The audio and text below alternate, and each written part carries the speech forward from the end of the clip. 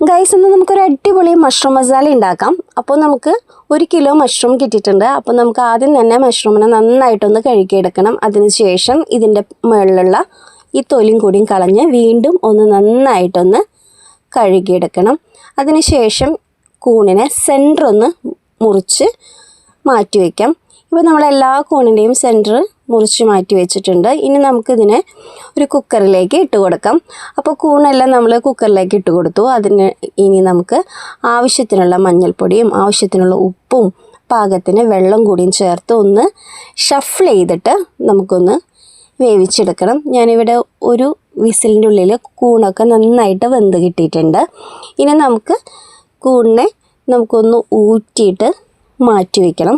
അപ്പോൾ നമ്മളിവിടെ എല്ലാ കൂണും ഇതുപോലെ ഊറ്റി മാറ്റി വെച്ചിട്ടുണ്ട്. ഇനി നമുക്ക് ഇതിലേക്ക് 1 ടീസ്പൂൺ മുളക് പൊടി, 1/2 teaspoon garam masala, 1 teaspoon cornflour, ആവശ്യത്തിനുള്ള ഉപ്പ്, 1 ടീസ്പൂൺ ഇഞ്ചി വെളുത്തുള്ളി പേസ്റ്റ് ഇതെല്ലാം ചേർത്തിട്ട് നന്നായിട്ടൊന്ന് തിരുമ്മി മാറ്റി വയ്ക്കണം. അപ്പോൾ ഒരു 15 മിനിറ്റ് ഇതിനൊന്ന് റെസ്റ്റ് ചെയ്യാനായിട്ട് വെക്കുക. ഇനി നമുക്കൊരു ചീനച്ചട്ടി എടുക്കാം. ചീനച്ചട്ടിയിലോട്ട് ആവശ്യത്തിന് വെളിച്ചെണ്ണ ഒഴിച്ചു കൊടുക്കാം. ഇനി നമുക്ക് ഈ വെളിച്ചെണ്ണയിലേക്ക് നന്നായിട്ട് മൂത്ത് വരുമ്പോൾ നമുക്ക് നമ്മളിവിടെ മിക്സാക്കി വെച്ച കൂണൊക്കെ ഇട്ടിട്ട് ഒന്ന് വറുത്ത് മാറ്റി വയ്ക്കണം. ഇനി നമുക്ക് ഇതിലോട്ട് കുറച്ച് കറിവേപ്പില ചേർത്ത് കൊടുക്കാം. ഇപ്പോൾ നമ്മുടെ കൂണൊക്കെ നന്നായിട്ട് ഫ്രൈ ആയി വന്നിട്ടുണ്ട്. ഇനി നമുക്ക് കൂണിനെ മാറ്റി ഒരു പാത്രത്തിലേക്ക് വയ്ക്കാം. ഇപ്പോൾ നമ്മുടെ കൂണൊക്കെ വറുത്ത് മാറ്റി വെച്ചിട്ടുണ്ട്. ഇനി നമുക്ക് ഇതേ വെളിച്ചെണ്ണയിലേക്ക് തന്നെ ക്യാപ്സിക്കം, സവാള, തക്കാളി, കുറച്ച് കറിവേപ്പില ഇതെല്ലാം ചേർത്തിട്ട് ഒന്ന് വഴറ്റി മാറ്റി വയ്ക്കണം. അപ്പോൾ നമുക്ക് ഇതെല്ലാം ഞാനൊരു സ്ക്വയർ ടൈപ്പിലാണ് കട്ട് ചെയ്തിരിക്കുന്നത്. അപ്പോൾ നമുക്കിതൊന്ന് ജസ്റ്റ് ഒന്ന് വാടി വന്നാൽ മതി. അപ്പോൾ നമ്മുടെ ക്യാപ്സിക്കും സവാളയും തക്കാളിയും ഒക്കെ നന്നായിട്ടൊന്ന് ജസ്റ്റ് ഒന്ന് വാടി വന്നിട്ടുണ്ട്.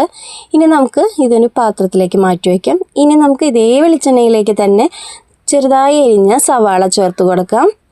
സവാളയൊക്കെ നന്നായിട്ട് വാടി വരുമ്പോൾ അതിലോട്ട് ഇഞ്ചി വെളുത്തുള്ളി പേസ്റ്റ് ചേർത്ത് കൊടുക്കണം. സവാള ഇട്ട് കൊടുക്കുമ്പോൾ തന്നെ നമ്മൾ ആവശ്യത്തിനുള്ള ഉപ്പും കൂടി ചേർത്തിട്ടുണ്ട്.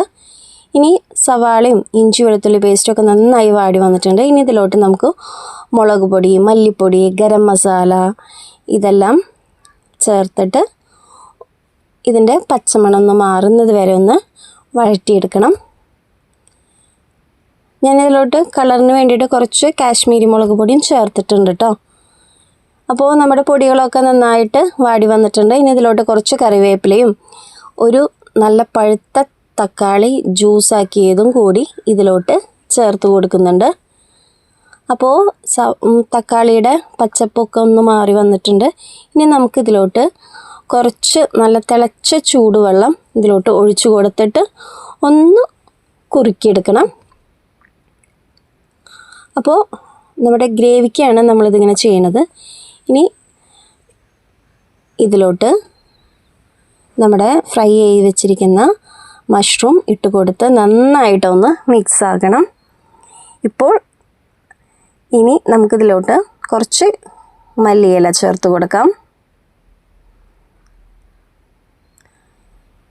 അതിനുശേഷം നമുക്ക് കുറച്ച് നമ്മൾ നേരത്തെ ഒന്ന് ജസ്റ്റ് വാട്ടി വെച്ച ക്യാപ്സിക്കും തക്കാളിയും സവാളയും കൂടി ചേർത്തിട്ട് നന്നായിട്ടൊന്ന് മിക്സാക്കി വയ്ക്കാം. ഇനി നമുക്കിതിന് ഒരു പ്ലേറ്റിലോട്ട് മാറ്റി വയ്ക്കാം. അപ്പോൾ നമ്മൾ മഷ്റൂം മസാല ഇവിടെ റെഡി ആയിട്ടുണ്ട്. നമ്മളൊരു പ്ലേറ്റിലേക്ക് മാറ്റി വെച്ചു.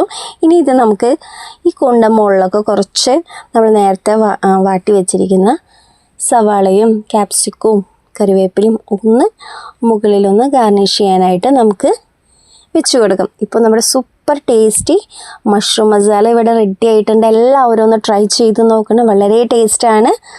അപ്പോൾ നമുക്ക് അടുത്തൊരു സൂപ്പർ വീഡിയോയിൽ കാണും വരെ ഓക്കെ ബൈ. Thank you.